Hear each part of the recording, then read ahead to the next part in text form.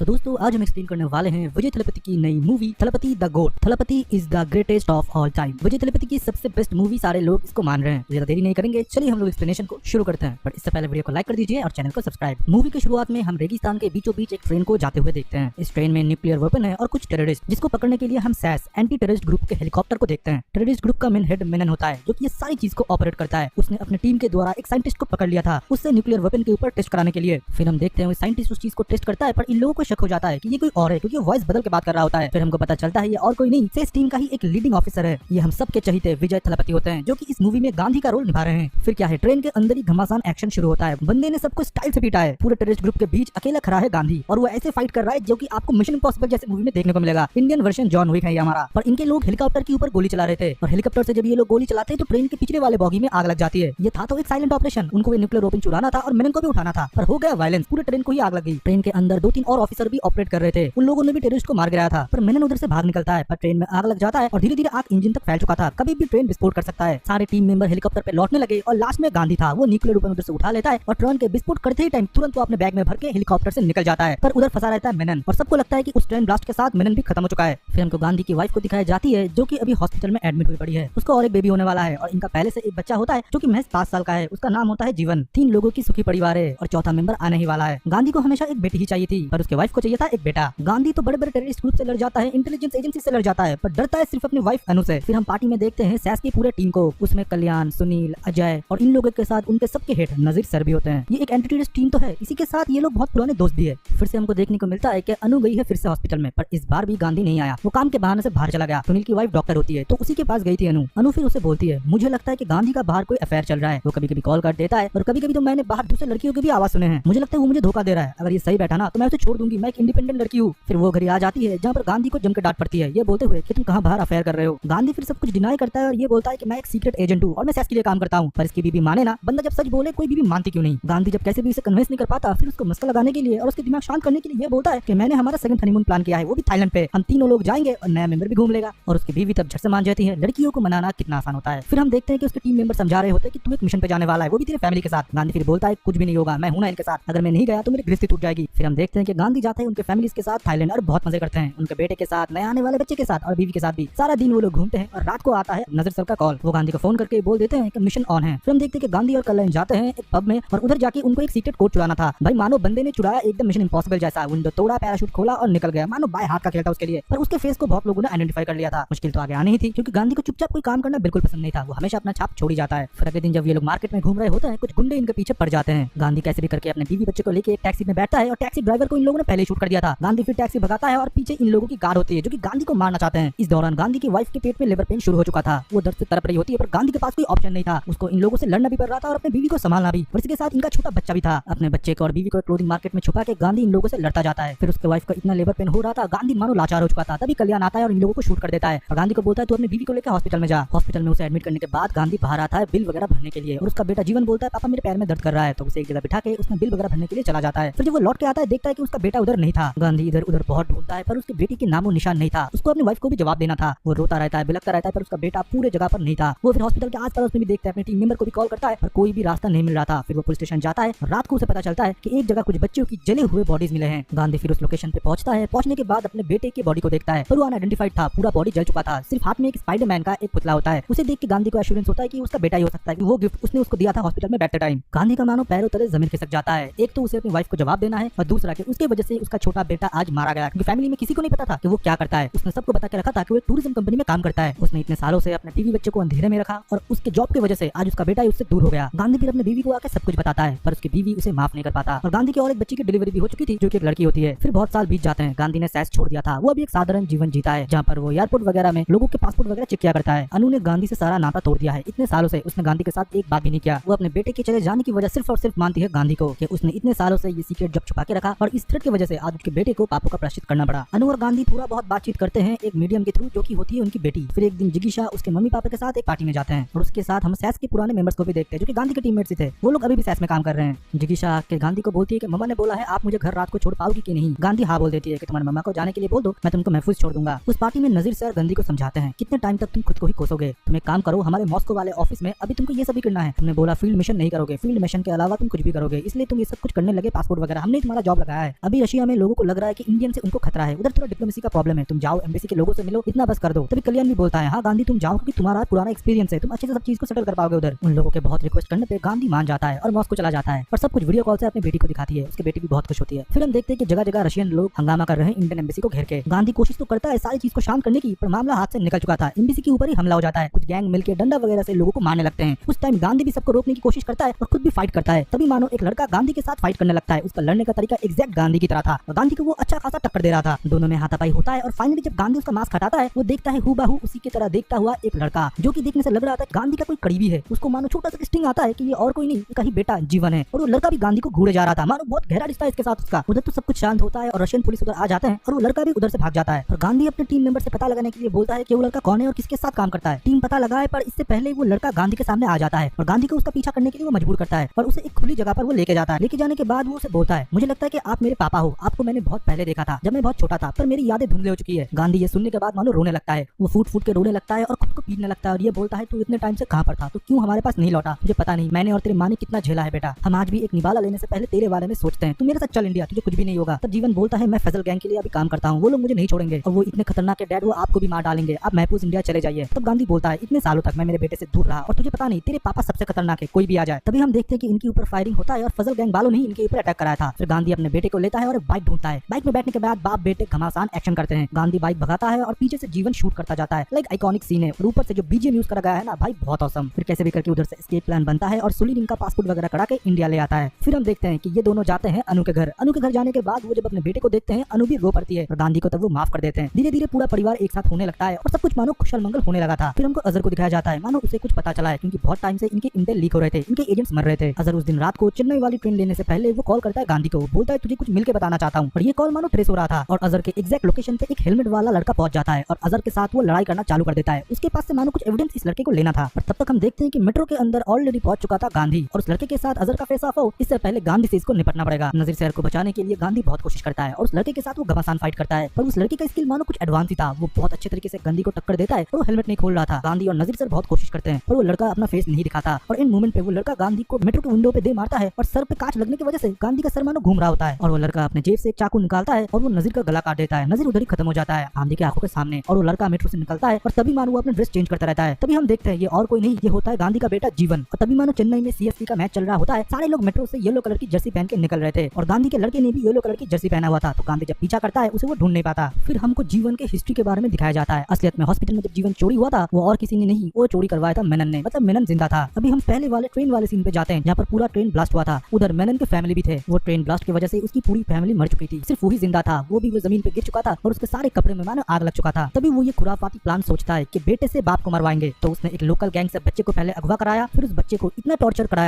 कराया, उससे भीख मंगाया कि वो सब कुछ भूल जाए, उसकी पुराना सारा पास्ट को भूल जाए। और उसने वो जले हुए बच्चे का भी उधर प्लान कर दिया था कि गांधी को लगे कि उसका बेटा जीवन मर चुका है। पर जब लोकल गैंग गांधी के लड़के को परेशान कर रहा होता है और टॉर्चर कर रहा होता है, एक मसीहा की तरह उधर मेनन आता है और उन सबको मारता है और इस बच्चे को बचाता है। पर ये छोटा बच्चा समझ रहा था कि मेनन ने उसे बचाया है, असली में कल्प्रिट तो मेनन है जिसने ये पूरा खेल रचा था। इसमें ये शामिल नहीं था कि इन लोगों को ये मार देगा। फिर उसे छोटे से वो बड़ा करता है और ये विश्वास दिलाता है कि वही उसका असली पापा है, जो कि बायोलॉजिकल नहीं है। उसने उसको बचाया है और धीरे धीरे अपना पूरा कारोबार बिजनेस वो जीवन को सौंपता गया। और जब वो थोड़ा बड़ा हुआ उसने खुद ही बिजनेस को टेक ओवर कर लिया। वो गन चलाना सीख गया, स्मगलिंग वगैरह करना सीख गया। तब एक दिन मेनन उसके सामने रोता रहता है और बोलता रहता है जिसने मेरे पूरे परिवार को खत्म कर दिया वो और कोई नहीं, तुम्हारे बायोलॉजिकल फादर गांधी है। अब मैं बेटा तुम्हें ये नहीं बोल सकता कि तुम उसकी जान ले लो, इससे अच्छा मैं खुद सुसाइड कर लूं, क्योंकि बेटे के हाथ में बाप को नहीं मरवा सकता। पर मानो जीवन कुछ अलग ही आंसर देता है। ये सुनने के बाद वो खुश नहीं और गुस्सा हो जाता है कि उसके पापा को कोई तकलीफ दे रहा है, मतलब मेनन को, और कोई नहीं उसका बायोलॉजिकल फादर गांधी होता है। वो ये बोलता है उसको कितना तरपा के मारना है पापा वो आप डिसाइड करोगे। फिर प्रेजेंट डे में हम देखते हैं कि जीवन सबसे बच के घर में शांति से रह रहा होता है, किसी को भी उसके ऊपर शक नहीं था और वो एक एक करके सैस के मेंबर्स को मार रहा था, मतलब जो गांधी के करीब है। और वो कोई तो बड़ा प्लान के बारे में बात कर रहा होता है और ये भी बुलाता है कि पापा आपको वो नजारा देखना चाहिए। फिर वो अपने पापा को दूसरे देश से अपने देश में बुलाता है कंटेनर के थ्रू। नाम वगैरह वो अपने पापा का चेंज कर देता है और उसके साथ और टीम मेंबर भी वो लाता है कुछ बड़ा करने के लिए। और वो कंटेनर नेवी वाले पकड़ लेते हैं सस्पिशियस बोल के, तो वो सैस टीम को कांटेक्ट भी कर लेते हैं। गांधी अपने फोर्स के साथ उधर पहुंचे इससे पहले जीवन ने फोर्स के एक आदमी के लड़की को किडनैप करवा लिया था। वो और कोई नहीं सुनील होता है, जो कि गांधी का पुराना दोस्त है। गांधी को सुनील की वजह से वो कंटेनर छुड़ाना पड़ता है, फिर भी जीवन उसके लड़की को मार देता है। फिर जब गांधी बोलता है कि नेवी कंटेनर का सीसीटीवी मंगवाने के लिए, तब उस सीसीटीवी में उसे मेनन दिखता है। उसे पता लगता है कि जरूर कुछ ना कुछ अभी होने वाला है, कि मेनन लौट के आया है। कंटेनर छोड़ने के लिए उसका दोस्त कल्याण बहुत इंसिस्ट कर रहा होता है, तब उसके ऊपर भी थोड़ा गांधी का शक बैठता है। और दूसरी जगह हम देखते हैं कि सीएसके का सेमीफाइनल चल रहा होता है मुंबई के साथ और जीवन उधर प्लान करता है कि पूरा स्टेडियम ही वो ब्लास्ट कर देगा। गांधी फिर से सारे क्लू जोड़ने की कोशिश करता है और उसे मिलता है और कोई नहीं, उसी का ही बेटा जीवन, जो कि मेन कल्प्रिट होता है, उसके टीम मेंबर्स को मारने वाला। क्योंकि जीवन के लौटने के बाद ही ये सब कुछ शुरू हो रहा था और अपने घर पे ही ध्यान नहीं दे रहा था जो कि एक स्पेशल ऑफिसर को पहले देना चाहिए। गांधी जीवन को अरेस्ट करे उससे पहले जीवन ने उसको घायल कर दिया था और जब गांधी को होश आता है वो अपने बीवी और उसे एक जगह बंधा हुआ पाता है। उसके सामने मेनन खड़ा हुआ था। मेनन उसे सब कुछ बताता है कि उसका बेटा जीवन अब क्या कुछ करने वाला है। वो तुझसे नफरत करता है गांधी। तभी गांधी मुस्कुराता है और ये बोलता है, तू अगर विलन है तो मैं तो हूँ गांधी। मैंने तुझसे आगे 2 कदम सोच के रखे हैं। असलियत में तूने मेरा पीछा नहीं, मैंने तेरा पीछा होने दिया और तुझको प्लान बताने के लिए दिया। अब तेरा पूरा प्लान मैं जान चुका हूँ। तभी हम देखते हैं कि सैस टीम उधर अटैक करते हैं और वो मेनन को पकड़ लेते हैं और दूसरी जगह हम देखते हैं कि जीवन ने सिक्योरिटी चेंबर का एक्सेस ले लिया था। लोगों को उसने उधर मार दिया था और सारा एक्सेस उसके पास ही था। पर खेल खत्म कहाँ हुआ है। गांधी फिर उधर पहुंचता है मेनन के साथ और उसके सर में बंदूक टान देता है और उसे 2-3 थप्पड़ भी लगाता है और ये देखने के बाद जीवन को बहुत गुस्सा आता है पर वो कुछ कर नहीं पाता। तभी मेनन बोलता है कि बेटा अपना मकसद मत भूलना, मैंने इस दिन का बहुत इंतजार किया है। फिर हम देखते हैं कि मेनन की बात सुनने के बाद जीवन ने भी ठान लिया था कि पूरे स्टेडियम को वो उड़ा देगा। वो डेटोनेटर तक पहुंचे उससे पहले गांधी उधर जाता है और दोनों में हैंड कॉम्बैट होता है। बहुत लड़ाई होता है तो गांधी कोशिश करता है अपने बेटे को समझाने की और फिर से लौट आने की, उसको और एक मौका देता है पर वो मानो पागल हो चुका था। मेनन ने इतने सालों तक जितना जहर उसके मन में घोला है वो उसके ऊपर हावी कर जाता है। वो लोगों को मारना चाहता है पर गांधी एज अ ऑफिसर वो नहीं होने दे सकता। भले वो अगर सिर्फ एक पापा होता तो इधर वो कमजोर पड़ जाता पर वो एक ऑफिसर है, वो चाकी भी ऐसा नहीं होने दे सकता। फिर वो अपने बेटे को ही शूट कर देता है और इसी के साथ ये कहानी खत्म हो जाता है।